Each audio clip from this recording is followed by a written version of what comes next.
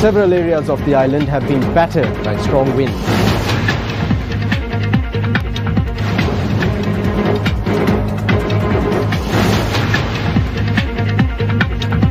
What was the cause of these strong winds? Stay tuned for the details coming up right now on Primetime News.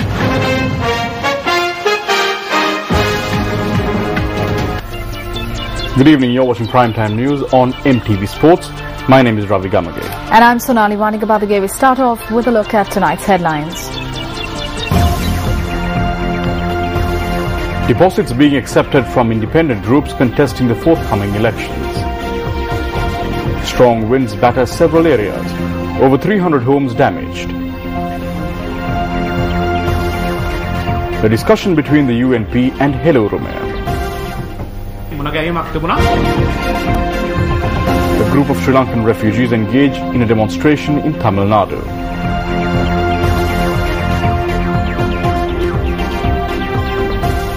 On to the stories in detail. Several houses and state institutions have been damaged by strong winds in several parts of the island. The Karandeniya Divisional Secretariat area was the worst affected. The Disaster Management Centre says that 393 homes have been damaged in strong winds which were experienced in the northwestern, central, southern and eastern provinces. It also said that 500 people belonging to 114 families have been affected by these strong winds. It further said that one person was killed and another person was reported missing. The roofs of 5 classrooms of the Karandeniya National School in Galle were damaged by the strong winds. The roofs of 2 buildings of the Karandeniya Divisional Secretariat were also damaged. Kirabadda, Borakanda and Mahaedanda Gramaseva divisions of the Karandeniya Divisional Secretariat area were also affected by the strong winds. The District Secretary of Galle stated that accidents caused by falling trees and flying roofing sheets had also been reported. Many areas in the Galewela Divisional Secretariat division were affected by strong winds. Our correspondent stated that around 20 houses in 7 villages were damaged by strong winds experienced at around 2:30 last afternoon. Madagalla and Vadupoleyagama villages in the Polpitigama Divisional Secretariat divisions in Kurunagala were also affected by strong winds. 15 houses in the area have been damaged. The roof of the auditorium of the Polpitigama National School was also damaged. Wakare, Walachene, Otamawadi and Eravur areas in the Batticaloa district were also affected by the strong winds. 24 homes have been severely damaged while 160 homes have been partially damaged. The Disaster Management Centre in Batticaloa stated that 774 people belonging to 173 families have been affected by the strong winds. The Hatton area was also affected and a house was damaged when a wall of a nearby playground collapsed. Strong winds similar to those experienced today were reported on 2 occasions last month as well.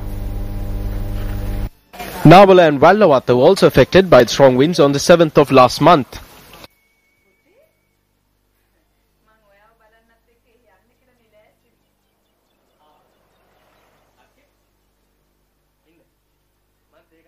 On the 12th of last month, several areas in Hambantota and Matara districts were badly affected by strong winds.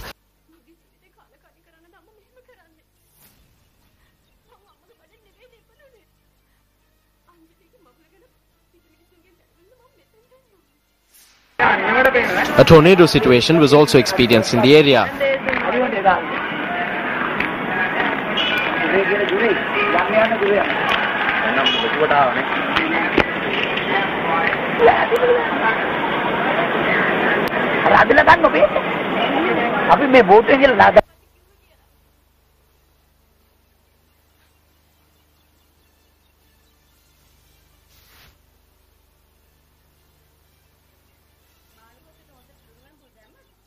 Later, the Gampaha area was also affected due to strong winds.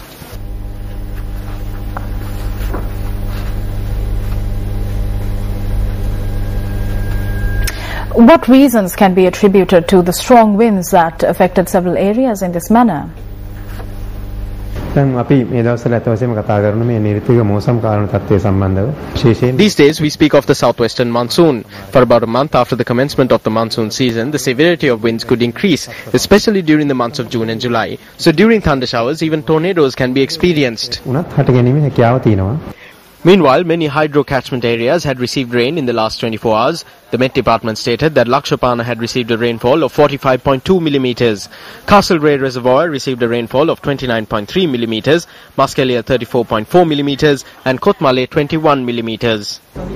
We also made inquiries with regard to the water levels of the Mahaweli reservoirs from the Director General of the Sri Lanka Mahaweli Authority, Gamini Raja Karuna. Now he said that the water levels have not increased considerably.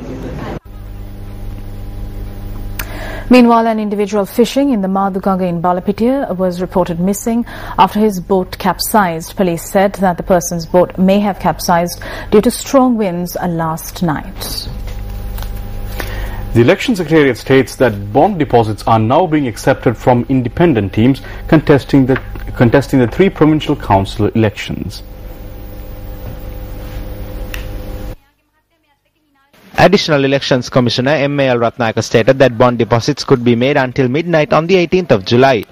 Arrangements have been made to accept these bonds at the district elections officers of the relevant provincial councils. The Additional Elections Commissioner said that nominations will be accepted from the 12th to the 19th of this month. While the North Central, Sabaragamu and Eastern Provincial Councils were dissolved recently, elections to these councils are scheduled to be held in September. The United National Party says it will contest the upcoming provincial council elections under the elephant symbol. General Secretary of the party, Parliamentarian Tissatha Nayaka, expressed this view at a media briefing in Colombo today. A large group have come forward to contest with the United National Party.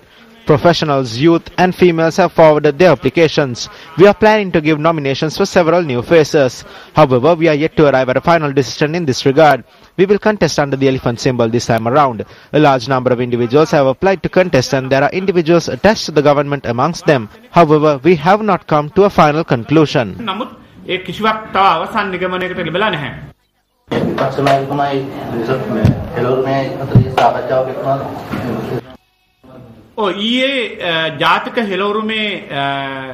Yes, yesterday there was a meeting between the JHU and the UNP.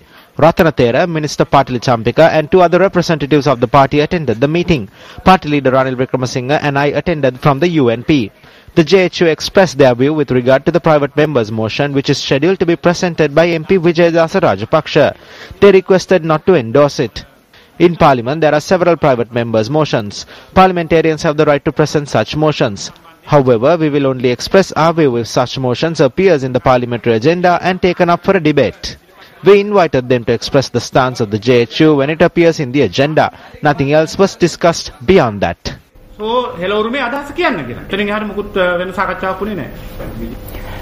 of the Democratic National Alliance, former Army Commander Sarath Fonseca states that Parliament is not a suitable place for a monk or anyone else. He expressed this view at a meeting in Kurunegala this evening. A large crowd had gathered to welcome Sarath Fonseca upon his arrival in Kurunegala.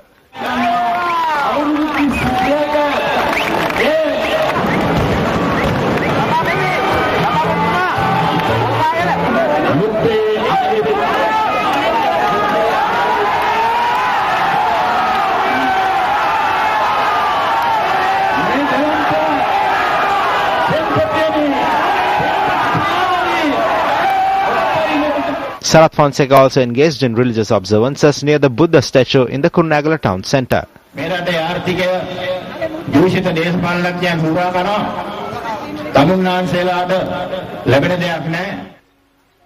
Corrupt politicians are stealing from our economy.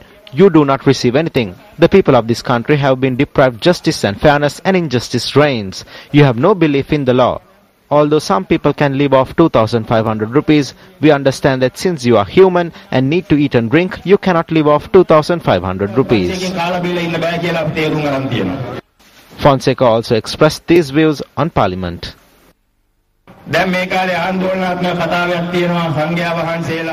At present, the issue of Buddhist monks in Parliament has become a controversial topic.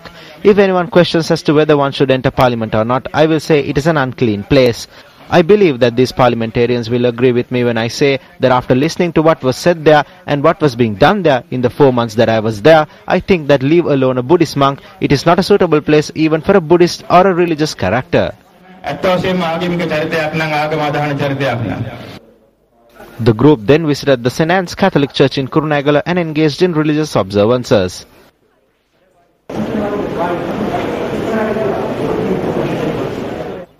They also engaged in religious observances at the mosque in Mahavidya, Kurunegala.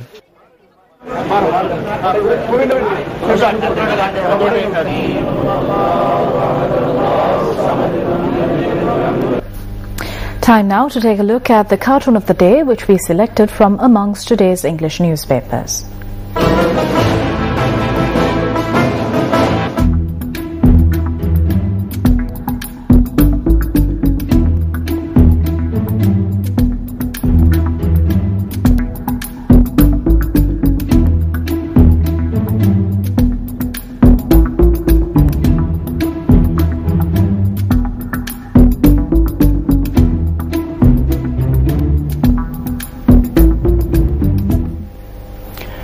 Today is Asala Full Moon Poya Day.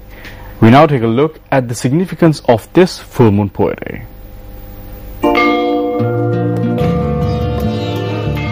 In Buddhist literature, Asala Poya Day marks the conception of the Bodhisattva in the womb of Queen Mahamaya. Furthermore, it was on a day like this that Lord Buddha renounced his worldly pleasures and fortunes and preached his first Dhamma doctrine, the Dhammacakkappavattana Sutta. It was also on this Poya Day that the tooth relic was brought to Sri Lanka by Princess Hemamala and Prince Danta, giving birth to the Dalada Perahera. Asala Full Moon Poya Day commemorated the commencement of the Vas season, marking the bhikkhu's retreat during the rainy season. In related news, a special Pahan Puja was held today in view of Asala Poya, which falls today. The special Pahan Puja was held at the Vihara Mahadevi Park. The puja was held under the patronage of leader of the Janasattva Front, Venerable Bhattaramulle Seelaratana Thera.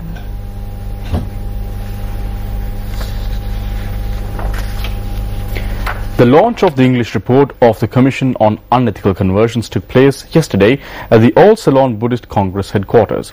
The launch was held under the auspices of the Vice President of the World Buddhist Federation, Dr. Ananda Guruge. The Sinhalese edition of the report, which comprises of 121 recommendations, was launched in 2009. Our goal in releasing this report is to raise awareness among the innocent, poor rural people who fall victim to this deception and the schemes of other religious organizations. This English translation will broaden the scope. This is because even among the Sinhalese, there are people who do not have an understanding of Sinhala. There are VIPs who cannot read and understand Sinhala. There was a practical issue here because the majority of our commission are not translators.